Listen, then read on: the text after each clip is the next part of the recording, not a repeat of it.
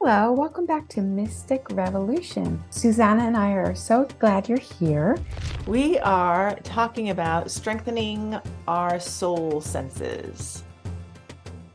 And before we get started, let's do a little meditation. So close your eyes if it's safe to do so. And just notice your breath. Let the movement of your body as you breathe help you be more here, more now. As you breathe, how about you intend to release your breath to the earth, helping your body recognize its oneness with the earth, your soul be supported by the earth, and release with your breath what you're done with. Good, and let's bring our attention to the top of the head, like a little spark of light. And let that spark of light fall down into the center of your head, behind your third eye. Let that spark increase as you call back your energy from all time and space to be right here, right now, in and with your body. And breathe and release your breath to the earth. Feel free to keep meditating as we go on, but Susana and I will start to move around and come back to everyday consciousness so we can talk to you. Welcome to this episode of Mystic Revolution. We're going to be talking about mystic metaphors. Yeah, metaphors. Last episode, we talked about signs and symbols and archetypes, and we're going to talk about metaphors as they relate to readings, as they relate to mysticism. And, you know, I'm a writer, and, metaphors, I think, are a way to convey an idea, convey imagery, convey something that transcends like the obvious meaning, transcends the literal meaning of something. And they can help us discern what things mean. And in terms of mysticism, I think I love it because it kind of activates or honors like different emotions and impressions beyond the obvious, right? I mean, I know in writing, right? Like it activates the imagination. So when we're talking about metaphors and mysticism, I think some of those same things are relevant. So with that, I wanted to just throw it out to you, Wendy, because I know you have a lot to say about metaphors. Yeah, I'm pretty excited about metaphors. I know you are. Like from my perspective, we're both reader, healer, teachers, educators, and encouragers of mystic culture. And in the world I live in, I work all day and all I ever say is metaphors. All day. As a matter of fact, I joke that like I get paid to mix metaphors. Like I just stack them. Like it's just like, oh, it's like this, and I'll start with one metaphor, finish with another one, and do it again and do it again. It's pretty much all I ever say. And I really think there's a very important reason for that. And my perspective is that the spiritual world, or whatever you want to call it, the spiritual reality is a completely different everything than the physical reality. Yes, yeah. Spirit is here. Yes, I mean, all is one and all this, but like when we're looking at spirit and we're looking at body, we're looking at the physical world. In this dualistic world, they're two different things, even though they're the same thing. So in these two different things, the spirit world communicating with the physical world, you can't, there is no direct communication from my perspective. You can't use any of our languages. But for me, what the language you can use is metaphor. It's like this. I believe that's why Jesus talked in parables. He was constantly saying the reign of God or the reign of heaven is like. That's like all he ever said, is like, and then he'd say a parable. And it's the same thing as what I'm doing every day. Is I'm just like, well, it's like an apple, like we were saying last time. It's like an apple, and it's like an apple in this way. And that really unpacks, as we were saying last time. It super unpacks, but it's not ever direct. It's never direct, from my perspective, because it's relational. Oh, right. Yeah, it's relational, and it helps people tune into something that they know very well, and then Yes. take that the next step. And right, next step into the imagination, into the visioning of what it could be that, right, you're seeing or noticing or they're experiencing. And that's what I love about it. And, you know, when we're talking about energy, right, it's like this. Sometimes you can give this example, and there is there's a real tangible energy to it that is easier for them to reach than like maybe even a literal understanding of something. Mm-hmm. And yeah, that's, I think, when it gets really interesting. Yeah. Yeah. And I like the imagination word. Like if we can think about it as holy imagination or active imagination, because, in the work that we do, there's two big things that I'm always looking at. I'm always looking at what is and what can be. Mm-hmm. And then in healing or creating, it's what is, what can be, and what do we choose, and how do we move it? So, we might be looking at, say, a rose representing something, and this is what it looks like. Okay, let's transform it into what it can be, that we choose it to be, more open or more healed or more soft or more whatever. We're going through a cycle and coming anew. So all of that is active imagination or holy imagination. But it's all, as you see, metaphor. I mean, we're not actually healing roses. We're healing lives. We're healing the world. We're healing ourselves. We're healing our relationships with each other and the divine and stuff. Yeah. And I wanted to just touch on using the imagination, right? I think that some people have used that word in a way to sort of undermine the importance or the validness of mysticism. Oh, it's just in your imagination, or, oh, imagination is somehow something that is has less importance than cold hard facts. The truth is, all of these things work together in our lives. We need both. Mm-hmm. We absolutely need both. And the imagination part is what gives the visioning that can create the innovation or the new technology, or can inspire someone to a new scientific discovery. So in what we're talking about, a metaphor helps someone open to perhaps a new idea or a new perspective, or oh yeah, okay, it is just like riding a bike, but I'm doing it Yes. this particular way, right? Or Yes. it's in this kind of scenario. Yeah. And I totally agree. Like, I tend to avoid the word imagination for just the reason that you're saying. That's why I like to add some words around it, holy imagination or active imagination changes it. It's not just making shit up. Yeah. It's like, it's actually moving forward a possibility. Mm. And I don't know if it's actually true, but Einstein allegedly said, like, imagination is more important than knowledge. Knowledge is limited, but imagination encircles the world. It's like, like you were saying, scientists, like that's what it takes.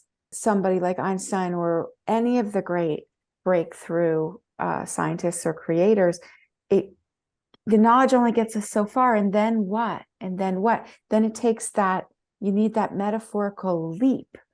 Yeah. And I think Einstein's the one, he like was like, oh, let's think of it like a train going through space. Let's think of it as like, and it helped him to understand the world better. That's what we're talking about. Yeah. It helped him understand the world better by, all right, well, is the particle acting like a train? Is it acting like a, like whatever? What happens if it's acting like a train? What happens if it's acting like, I don't know what? Then we can understand it and say, does this fit? Does this work? Is this what we want? If we do, how do we move it forward? What it made me think of is a time when I spoke in a metaphor, and you were talking about different layers of metaphors. And the person I was reading was like, no, I don't really like that one. I think it's more like this, and gave another metaphor that was more suited to how they really felt. It was very related, but it was just a little slightly different. And, that came out of their own experience, their own consciousness, their own imagination, if you will, and helped them come to their own conclusion. And then they owned it. Yeah. Yeah. I love working with people like that. It can be a little weird and confronting sometimes, right? A little bit like, but it's like, they're really like, oh no, that doesn't quite taste right. This is better. This works for me. It's like, it's actually much better because it's a weaving together. It's a weaving together. And they're really owning it and reading. Well, it just made me think, I mean, this is a little bit off topic, but I really like the idea. And, this is what we do in community and in our reading community, is being able to work with each other like this to discover information, to share what we see and sense, so that it becomes less about, I'm reading Wendy and I'm telling Wendy, right? It's a mutual game vibration. I mean, it's really fun. It's a mutual discovery. It's like we're, detectives. Yeah, we are detectives or scientists. Yes. Yeah. Going out and looking for the psychic clues. So yeah. So metaphors, metaphors and symbols and archetypes can be like really entwined, of course. And we talked about death, and certainly in the great work, which we talked extensively about, many metaphors, many symbols.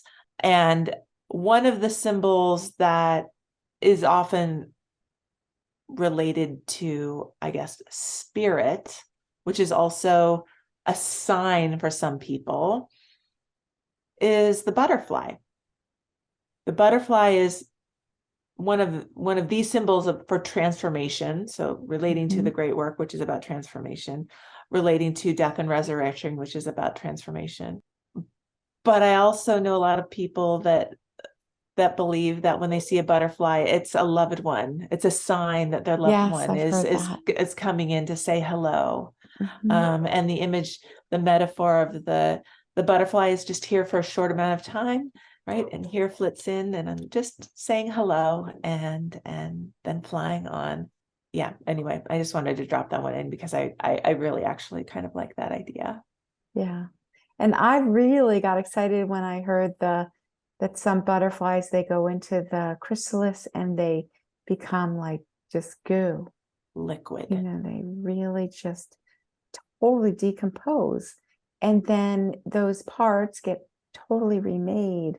Right. And it just is such a nice metaphor for me, given that I've been through maybe more than my share of feeling that way.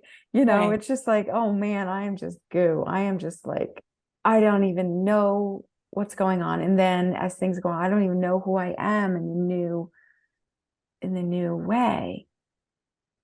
It's like becomes a whole different world with a whole different me, even though there's, I'm the same in a lot of ways, but there's a whole new beingness about it. So I love that part of the metaphor since I Yeah. learned it. And then an emergence, right? Yes. An emergence, the butterfly leaving the chrysalis. I mean, the phoenix rising from the ashes, Yeah. right? All great examples of metaphors for our own lives. Okay, let's take a break.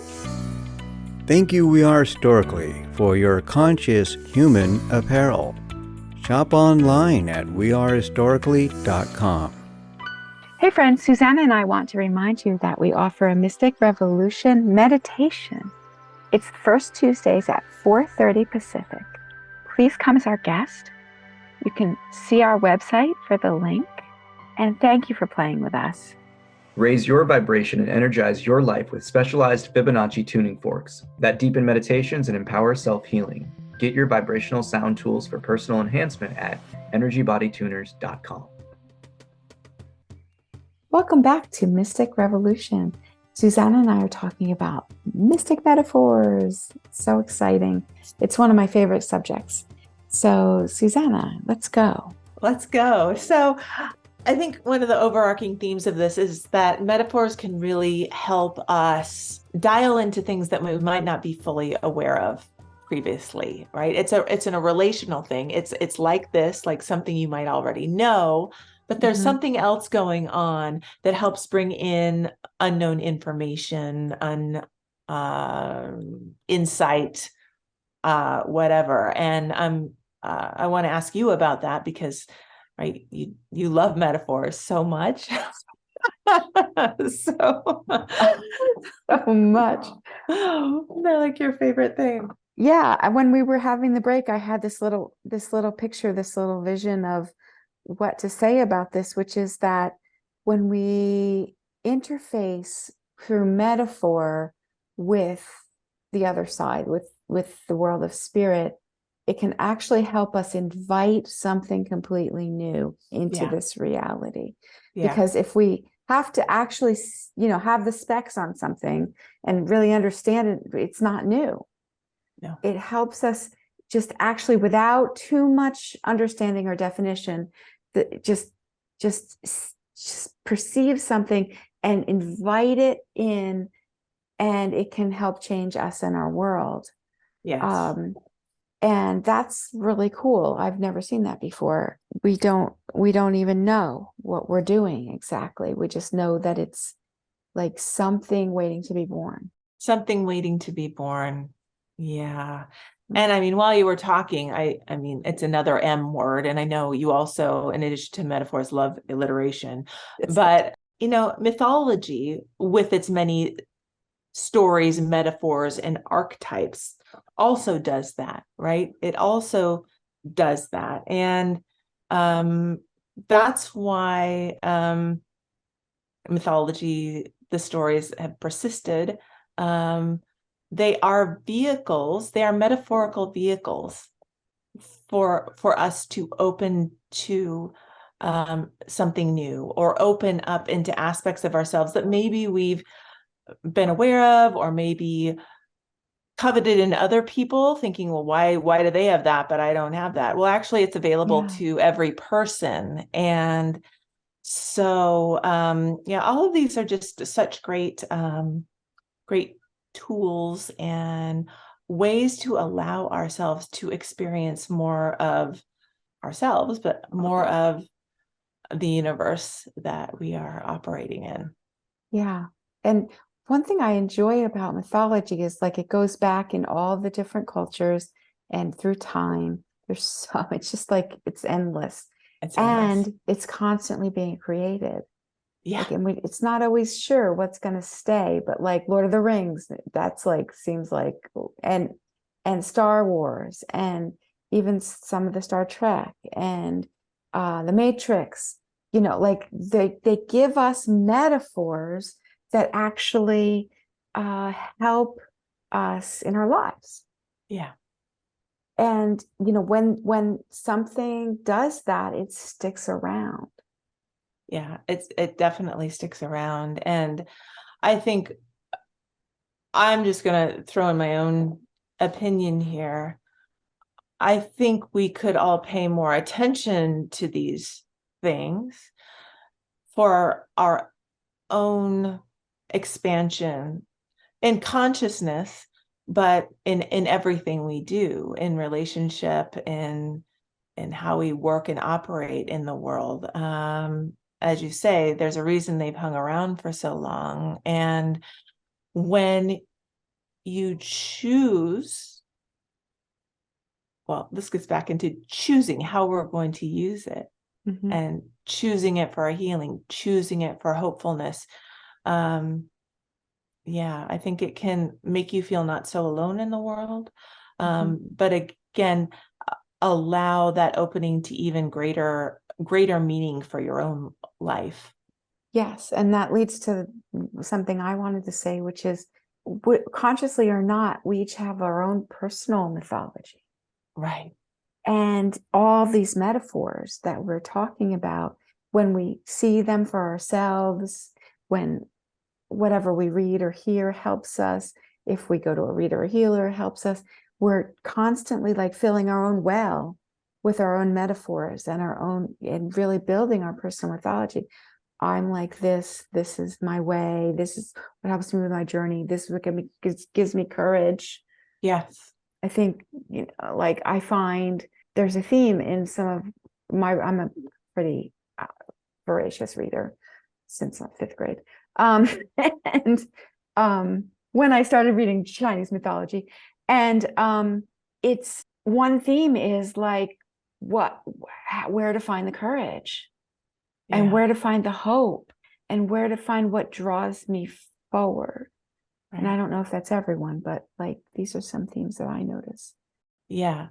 And I think that's probably true for a lot of people. And I think that allows us then to choose what symbology, I'm going to go back to signs and symbols, what symbology to amplify. Yes. What symbology to amplify, which I think makes a huge difference in so many things. What symbology do we amplify, and how are we amplifying it? Yeah, it's beautiful. And I mean, this gets into everything. I mean, in meditation, in ritual, in prayer, in everything. Yeah. I keep getting a picture. It's like 3 or 4 times in this conversation, so I'm going to say it. Well, you're psychic, so please do. It's about right. It's about metaphors and pictures and pulling from the other side, and it kind of ties together since the break, I think. And that is, I had a world-changing vision for me about 3.25 years ago, and I saw like the universe is in a very, like, I saw what's going, like, for me, I saw what was going on in a whole different way, and it's took me a long time to integrate that in my changing in my mind and stuff, because it completely changed like the metaphor of my life. It changed my personal mythology, right? It's like, and I had to like go from here to there. I had to transform like a butterfly. And so anyway, I'm over here now and I get it. And then what I've been doing in my meditation and prayer is in my like prayer time, I'm using the structure of Jesus' prayer, the Lord's Prayer, together with this vision, and using that as how I pray. So it's all like, it's just amazing, really world opening to bring these two things together. I mean, we're taking something from 2,000 years ago as a structure, and something that I saw 2 years ago as like my understanding of the world right now, and weaving it together in my own personal mythology and my own personal, how I'm co-creating with heaven and earth. Yeah. And that it's just really been fun and interesting and the kind of explosive in my space lately. So it just came up to share because it ties all this together. It's like what we're talking about Because in that way, I believe that I am co-creating between spirit and physical for the well-being of the world.